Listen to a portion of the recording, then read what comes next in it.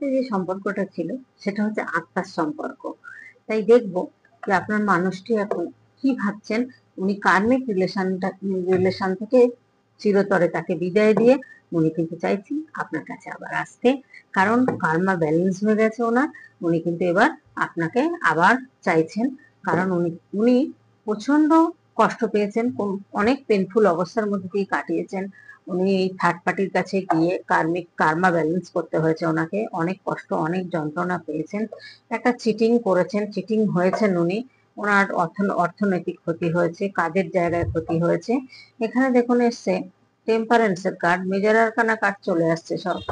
তো যাই হোক, এখানে দেখা যাচ্ছে যে উনি কোনো একটা কিছুতে ভীত অবস্থাতে রয়েছেন। উনি মনে করছেন এখান থেকে বেরোনোটা খুব টাফ ব্যাপার, কিন্তু বেরোতে পারবেন, বেরিয়ে কিন্তু উনি আপনার কাছেই আসবেন, কারণ উনি মনে করছেন যে এটা একটা স্পিরিচুয়াল একটা সম্পর্ক, বা এখানে কিন্তু একটা টুইন ফ্লেম বা সোলমেট কানেকশন বা পাস্ট লাইফের সম্পর্ক, এটা কিন্তু উনি ভাবছেন।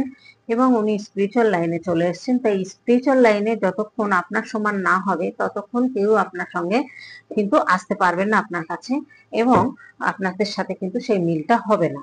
যার জন্য কিন্তু ইউনিভার্স কার্মাটাকে ব্যালেন্স করিয়েছেন, ব্যালেন্স করিয়ে কিন্তু উনি চাইছেন যে অনেক পেন দিয়েছেন ওনাকে, অনেক পেন দিয়েছেন, মানে চিন্তা করার মতো না যে কতটা পেনফুল অবস্থায় উনি কাটিয়েছেন। উনি প্রচুর পেনফুল অবস্থায় কাটিয়েছেন, সেই কাটিয়ে কার্মাটাকে ব্যালেন্স করে তারপর কিন্তু এই পিওর সোলকে উনি পাবেন।